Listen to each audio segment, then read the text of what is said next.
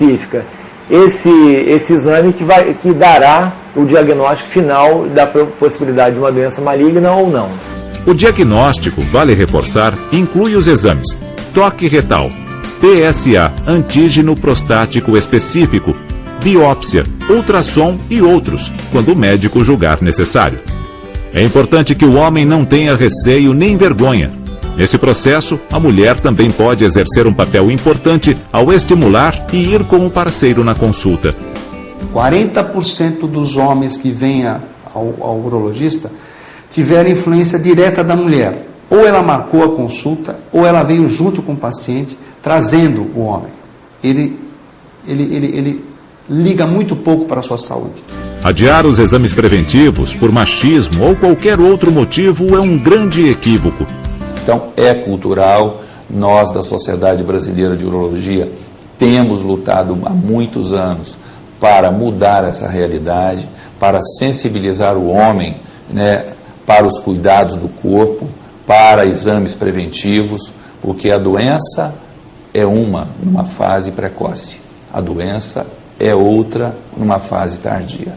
Nós estamos conseguindo mudar, sensibilizar esses homens, mas é um processo lento que nós entendemos que ao longo dos anos, se esse trabalho for continuado, campanhas, o apoio do governo, apoio da sociedade civil como um todo, nós possamos ser vitoriosos nessa luta de mostrar ao homem o quanto é importante esse cuidado preventivo.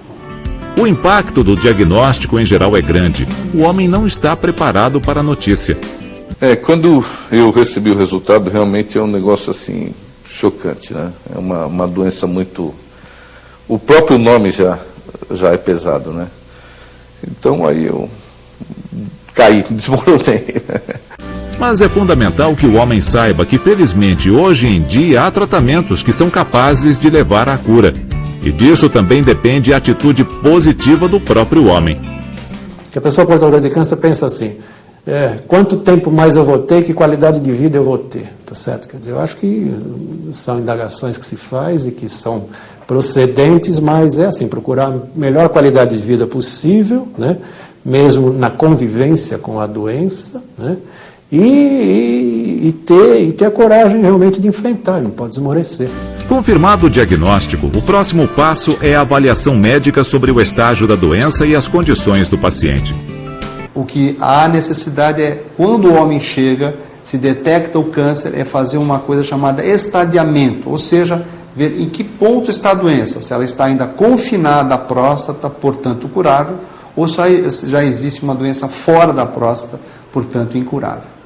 A equipe médica avalia os resultados dos exames e aí conversa com o paciente e sua família para se estabelecer as abordagens de tratamento. O tratamento do câncer de próstata, eu acho que deve levar em consideração pelo menos 4 fatores. Um é o estadio da doença, quer dizer, se a doença está localizada na próstata, se ela está localmente avançada ou se por acaso ela é metastática, em geral para os ossos. 2, o tipo de agressividade que esse tumor tem, se é um tumor de agressividade menor ou agressividade maior. 3, a vontade do paciente, que é uma coisa muito importante. E 4, as comorbidades que esse paciente apresenta, que são as doenças associadas que esse paciente pode apresentar. Vamos conhecer mais detalhes sobre o tratamento do câncer de próstata, que pode ter abordagens diferentes a depender do grau da doença. Nos casos iniciais, em geral, é recomendada uma cirurgia. Aí nós temos, cirurgicamente, 3 modalidades. Nós temos a cirurgia aberta, nós temos a cirurgia laparoscópica e hoje, mais atualmente, a robótica. As opções cirúrgicas normalmente são superiores à opção da radioterapia. Por quê? Porque a cirurgia que corresponde com o objetivo de extirpar completamente a glândula, que é a prostatectomia radical, seja ela feita por via aberta, laparoscópica ou robótica, ela nos dá a condição de uma recorrência menor em 5 ou 10 anos. Eu fiz direto a cirurgia. Eu optei por uma das 3 e acabei fazendo a cirurgia. Atualmente, com os avanços na modalidade cirúrgica, tem sido cada dia menor o risco de sequelas e complicações. Hoje a gente faz essa cirurgia preservando o esfíncter externo, que é quem mantém a continência urinária, então a chance de perda urinária é muito pequena, e a gente tenta preservar os nervos erigentes, que é o chamado feixe vasculonervoso, para preservar a ereção dos pacientes. Isso, na dependência da idade do paciente, do tamanho do tumor, é possível de ser feito na grande maioria dos casos. Além do processo cirúrgico, a radioterapia externa ou a braquiterapia, por sementes colocadas dentro da próstata com auxílio de ultrassom, podem ser utilizadas para o tratamento do câncer de próstata. A radioterapia se faz algumas sessões, divididas por dias, demora 40, 50 dias, e a cirurgia é a retirada completa da próstata. Esses 3 tratamentos são curativos e têm sucesso em torno de 90% a 95% na maioria dos casos. Uma vez a doença estando, nós chamamos localmente avançada, ou seja, começa a ter não só doença na próstata, mas do lado dela, em volta dela, já é uma doença mais grave. Ainda a cirurgia e a radioterapia podem ser curativas, mas não nesses índices. Nós podemos ter cura aí em torno de 50% a 60% dos casos. E felizmente o homem com câncer de próstata tem ganhado aliados nos últimos tempos. O processo chamado de hormonioterapia é um avanço no tratamento da doença. Hormonioterapia seria você fazer uma manobra bioquímica ou cirúrgica de retirar a testosterona da circulação, testosterona que era o hormônio masculino, que faz a próstata crescer e se manter estável. A mesma coisa ocorre com o tumor. Hormonioterapia é um jeito que você, uma manobra que você utiliza para bloquear a testosterona e tentar desestimular o crescimento tumoral. A ciência estudou um hormônio no hipotálamo chamado GnRH, que faz com que a glândula hipófise estimule o testículo na produção de testosterona. Nos anos 70, foi identificado a molécula do GnRH, e ela foi sintetizada. E para a gente separar ela da original, ela foi chamada de LHRH.